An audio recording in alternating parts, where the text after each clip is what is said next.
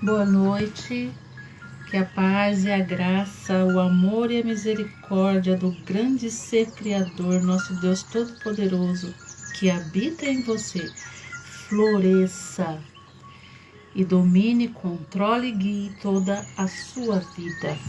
Vamos continuar a leitura do livro O Poder do Agora. Como está o seu dia?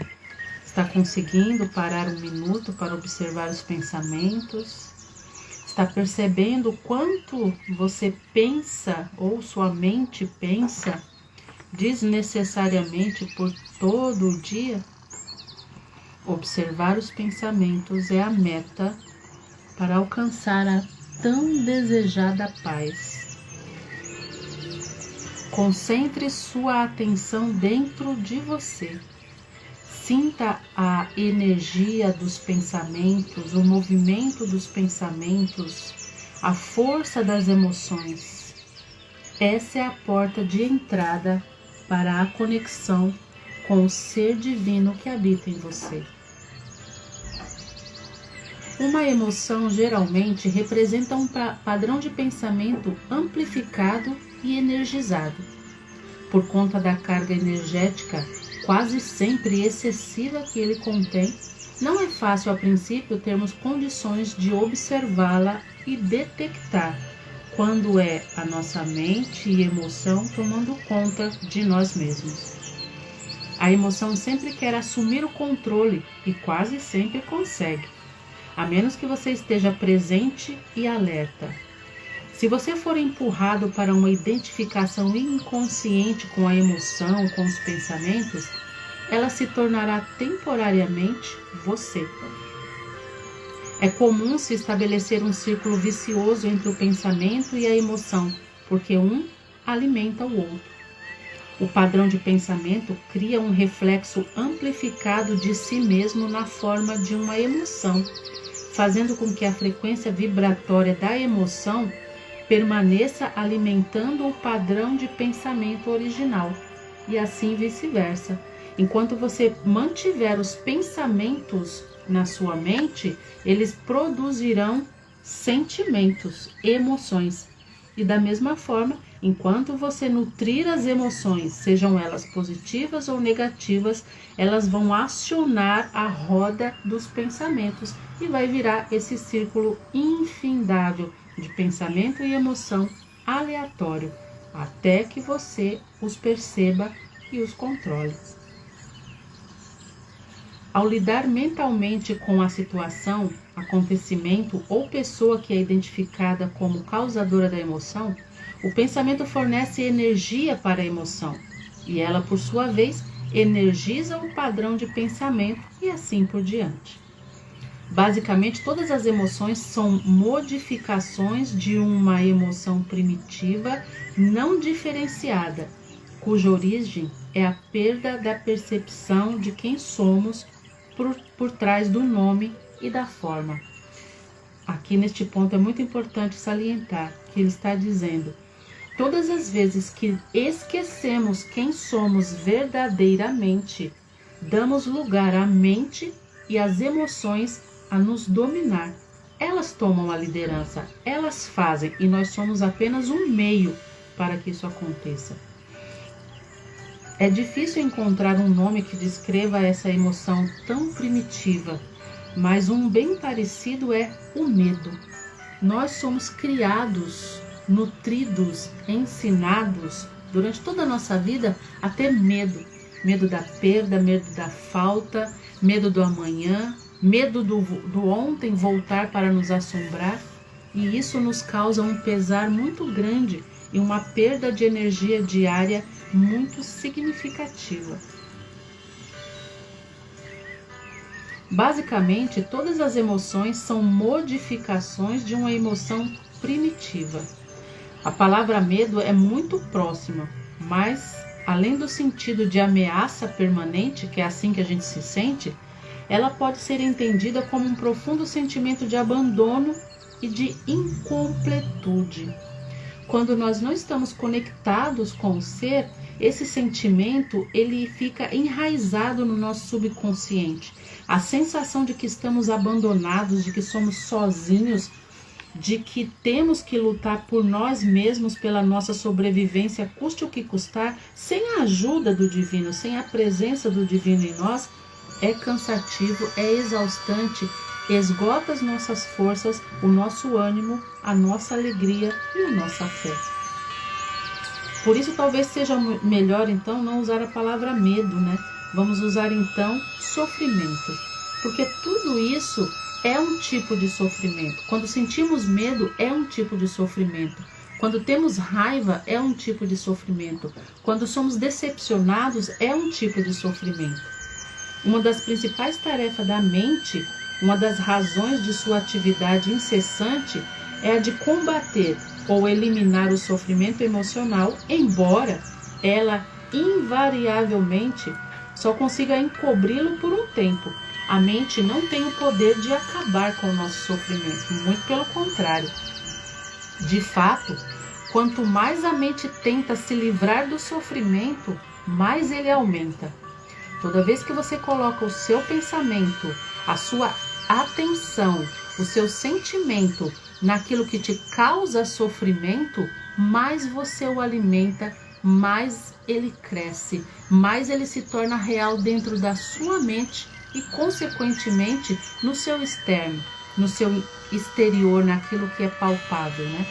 Nós vimos ontem o exemplo que eu dei a respeito do limão. Tudo aquilo que se torna uma verdade dentro da sua mente, do seu consciente, do seu subconsciente, se torna verdade para você, é refletido no seu corpo. Por isso já é provado pela ciência que muitas enfermidades vêm do nosso desequilíbrio emocional. E o desequilíbrio emocional vem de um desequilíbrio mental, o desequilíbrio dos pensamentos, de você não ter controle sobre os seus pensamentos. O pensamento gera o sentimento materializa aquilo de que você tanto tem medo, mas está colocando o seu foco em cima daquilo. Por isso que eu tenho ensinado aqui também até mesmo a forma correta de orar, a forma correta de se comunicar com Deus. Mudando algumas palavras, enquanto você foi ensinado a suplicar e implorar, tira essa doença de mim, afasta tal pessoa de mim, afasta tal situação de mim. Você está colocando foco, energia na coisa que você não quer. Então você aumenta aquilo, você nutre aquilo. O que temos que fazer, como Jesus ensinou, é ser gratos, agradecer. Senhor, eu sei que você vai me livrar dessa situação. Eu sei que terei vitória sobre essa situação.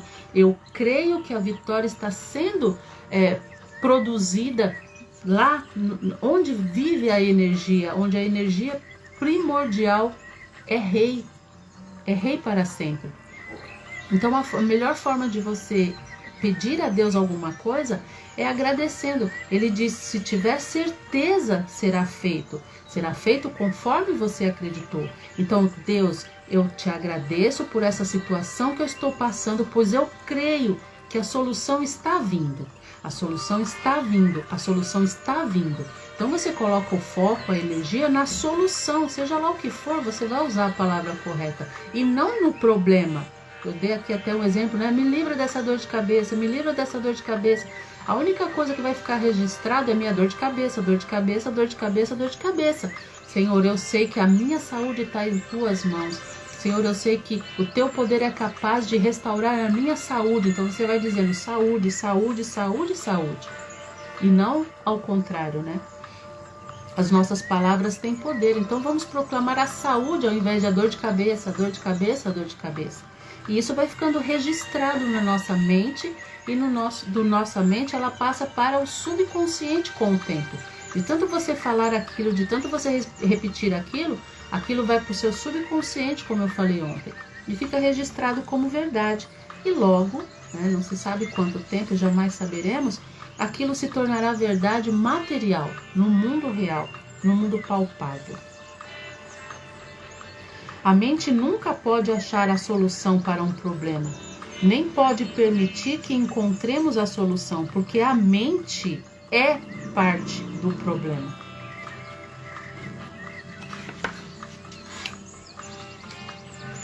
Não nos livraremos do sofrimento, seja ele de que forma for, né? Que tipo de sofrimento seja, tudo aquilo que é desagradável, desconfortável, vamos chamar de sofrimento. Enquanto não extrairmos o sentido do eu interior, enquanto não nos identificarmos, não voltarmos à nossa origem, nos conectarmos novamente com o ser supremo que somos, com poder, com livre-arbítrio, com autoridade sobre as nossas vidas e sobre o externo também. Jesus garante isso, né? Fareis as coisas que eu faço e fareis ainda maiores. Ele garante. Enquanto estivermos identificados com a mente, com o ego, né? Com o ser humano, com o mundo externo, com o mundo material, não é possível se livrar do sofrimento. Somente quando a mente é derrubada dessa posição de poder, de liderança, de controle, e nos reconectamos com o ser, com o divino, é que vai se revelar em nós a nossa verdadeira natureza, que é chamada a paz, felicidade e prosperidade. O que acontece com as emoções positivas, como a alegria e o amor nesse caso? O amor, a alegria, o prazer, a satisfação, a paz são inseparáveis do nosso estado natural de conexão com o Supremo Ser. Sempre que houver um espaço de fluxo dos pensamentos, o espaço de mente vazia, nós podemos experimentar breves lampejos desse amor e dessa alegria, breves instantes de uma profunda paz. Para a maioria das pessoas, infelizmente, esses espaços raramente acontecem.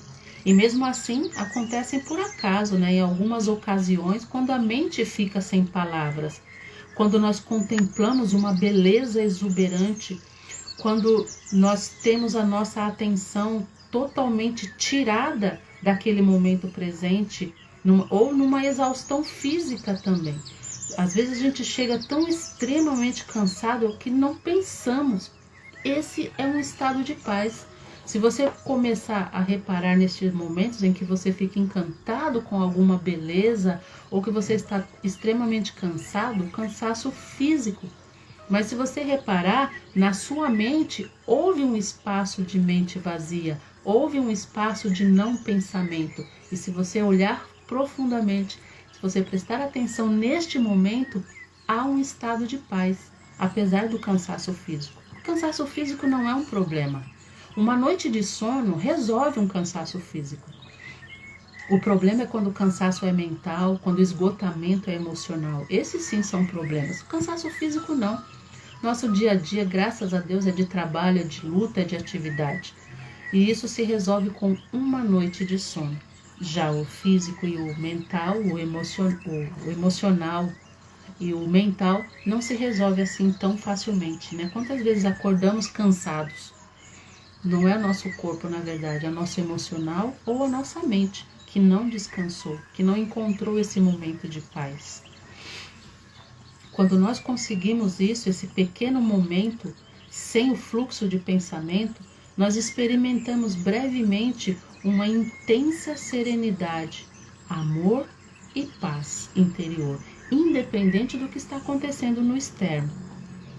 O amor, a alegria e a paz não conseguem florescer a menos que tenhamos nos livrado do domínio da mente.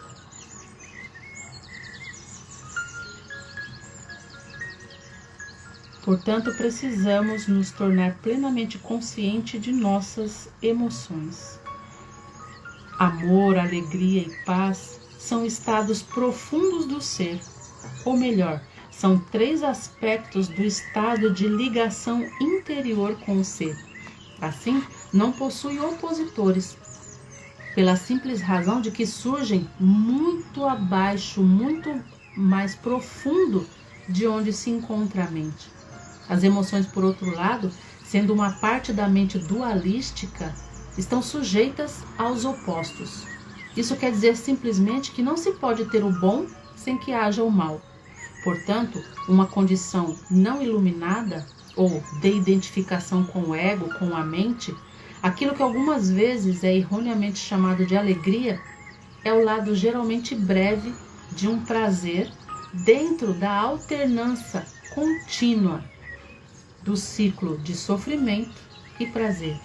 A nossa vida humana é dual. A paz que encontramos no ser, a alegria, o amor, a serenidade que encontramos no ser, não. Ela é permanente. Ela não depende de fatores externos para existir. Agora, já a nossa alegria humana, nosso prazer humano, nossa satisfação humana, sempre depende de algo externo.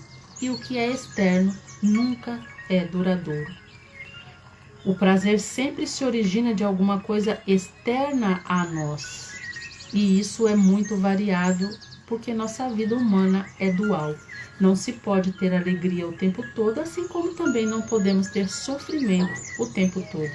Vivemos a dualidade de prazer, alegria, amor e decepção, ódio e sofrimentos. A mesma coisa que proporciona hoje prazer e alegria pode provocar sofrimento amanhã na mesma proporção. Antes de atingirmos a iluminação ou esse estado de paz interior, antes mesmo de nos libertarmos das nossas mentes, podemos ter lampejos de alegria autêntica, de um amor verdadeiro ou de uma profunda paz interior, tranquila e intensamente viva.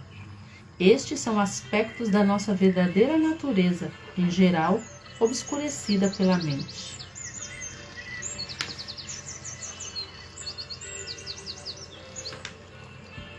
Esse algo valioso, esse amor, essa alegria, essa paz, essa serenidade natural que encontramos quando nos conectamos com o ser, é o nosso estado natural. Independente do que está acontecendo fora, temos serenidade, paz, tranquilidade, podemos acessar a sabedoria divina, o poder divino, para resolver as questões externas. Mas quando não estamos conectados com esse ser, nós nos afundamos nos problemas externos. Nossa mente é mais capaz de aumentá-lo do que de resolvê-lo. Nós temos que ter em mente, mesmo quando o céu está totalmente encoberto, o sol não desapareceu. Ele está lá por trás de simples nuvens. Aquilo que há em você de divino, de sobrenatural, nunca vai desaparecer. Por mais que você não tenha acessado, não consiga acessá-lo, não saiba como acessá-lo, com treinamento você vai conseguir, com perseverança, com dedicação você vai conseguir. Nunca, jamais isso será tirado de você, porque Jesus prometeu: estarei contigo até o final dos tempos. Então o Espírito Santo de Deus, a parte divina que habita em nós, jamais vai nos deixar. Fica obscurecida, fica encoberta pela nossa mente, pelas nossas preocupações humanas, pela nossa identificação com o mundo material somente, mas desaparecer jamais. A qualquer momento que você desejar verdadeiramente acessar o divino que habita em você, ele estará lá. É só você acreditar e soprar um vento forte, que é a sua intenção, o seu desejo verdadeiro, que as nuvens vão se dissipar e este sol vai iluminar a sua vida. Os seres humanos têm vivido enredados pelo sofrimento por séculos, desde que decaíram do estado de graça, penetraram no domínio do tempo e da mente e perderam essa percepção do ser. Nesse momento, começaram a se perceber no universo como fragmentos isolados, separados da fonte inesgotável da vida, separados da conexão com o todo e separados também do seu semelhante. Enquanto estivermos identificados com as nossas mentes, o que significa dizer, enquanto estivermos inconscientes espiritualmente, o sofrimento será inevitável.